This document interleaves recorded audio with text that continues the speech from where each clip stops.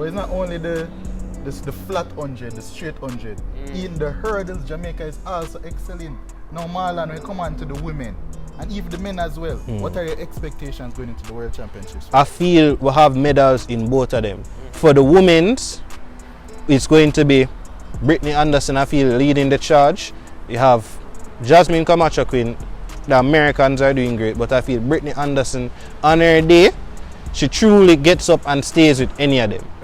Last year at the Olympics, she hit a hurdle in the final, and if you really watch it, she was up there pushing for the lead. She's been hurdling better now. I feel she can push through and make her claim, fully stamp her name in this and make a true statement by potentially, boy, I don't want to say win, but anything can happen in the hurdles, and I feel that she can win, get a medal, come second, she can be up there. For the men though, boy, the Americans are going. Devon Allen run 12.84 just randomly. Third fastest in the league. That's the third fastest time ever. Grant Holloway is always Grant Holloway.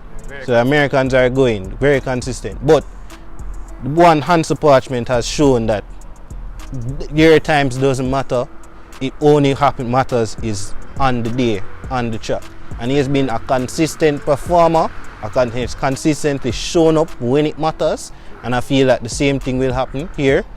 I feel whoever wins is going to need a perfect race, but I feel Jamaica can also get a medal in the men's 110 hurdles. Now, you mentioned Hansle Parchment, and there's another gentleman that I did not mention, someone that has been disappointed, especially disappointed here locally at the National Stadium. Every single time he's come here, it seems.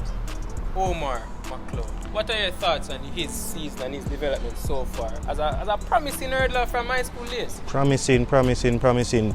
You're near Olympic champion, I believe that pedigree stays here. You can't just become an Olympic champion. You win them something there by fluke. True.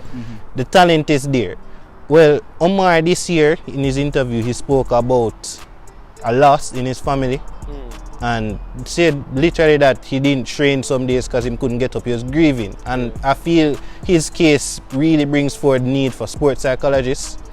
Because once you have an athlete of his caliber saying that he can't get up to train in an event like the sprint hurdles that requires so much repetition and rhythm, it's not a normal, you just get up and run. Sprint hurdles you need 1, 2, 3 over, 1, 2, 3 over. And you need to manage so many different things, need to calibrate how to jump, how high you're going over the hurdles. So without that rhythm, I really feel like it was hard. And if you watch his races, you could see that he was somebody on the track getting to the hurdles too quickly. Didn't have that rhythm. And once he hit that hurdle, he couldn't recover. I feel that the talent will be there. I feel he needs a sports psychologist to really sit down. We're not talking about last year. Last year was a different that is a different thing. This year, I feel he needs to sit down with a sports psychologist. I wish him, whole of Jamaica need to know the whole of Jamaica is behind him. Yeah, wish him well. Wish him well.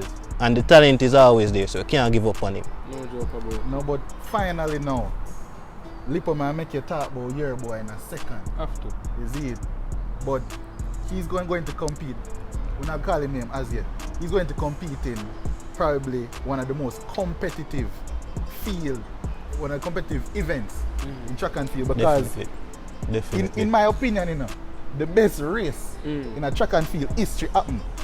Was it the Olympics last year when essentially 3 men broke the world record at the 400 meter hurdles. But with that being said,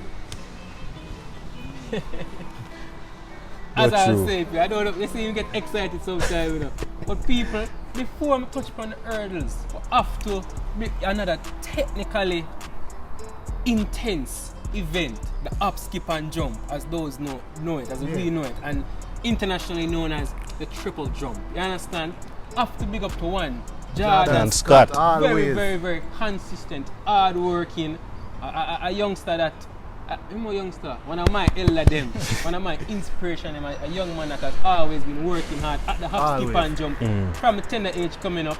And Marlon has a different analysis as a man that is versed in track and field. I'm going to give a little diversion because we need to also mention the field part of track and field.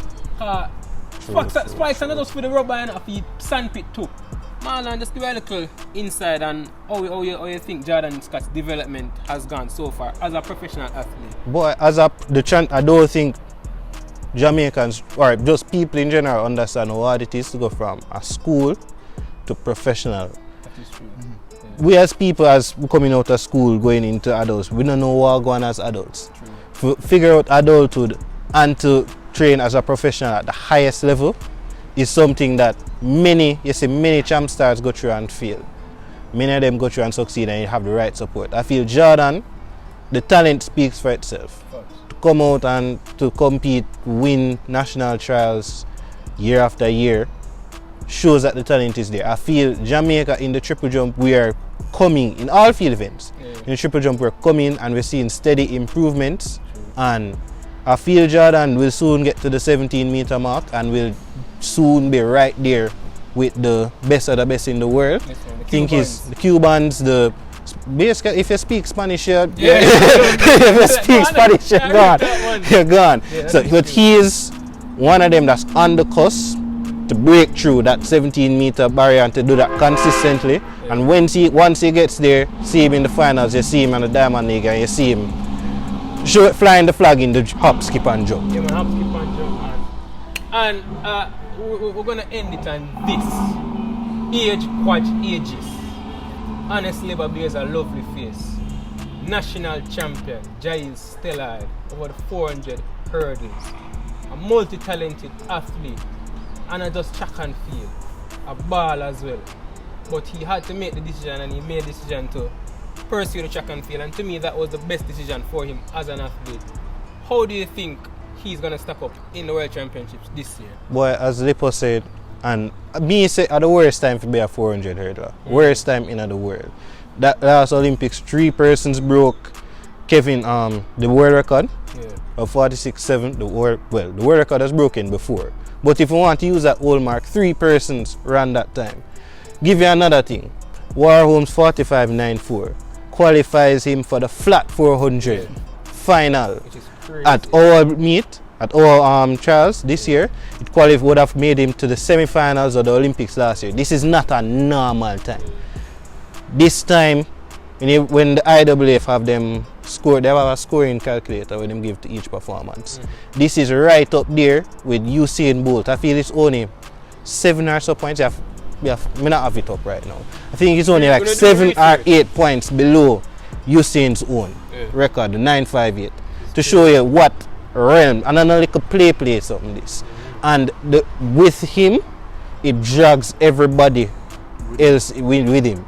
You have all the stars. I feel Hyde last year had a similar progression through the season, where at the start of the season, you saw him run a flat 4, get the speed, and then come up with the hurdles. And you just saw a slow progression.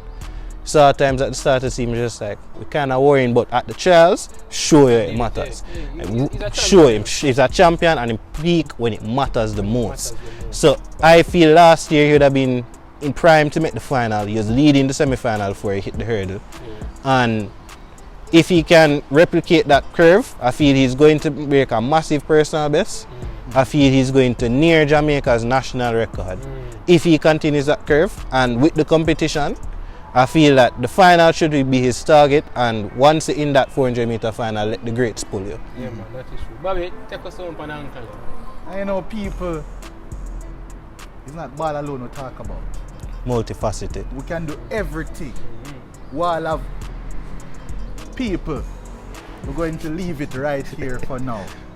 It has been After Brunswick. Thank you very much, Marlon. Anytime. Lipo, it's Bobby, and I'm out.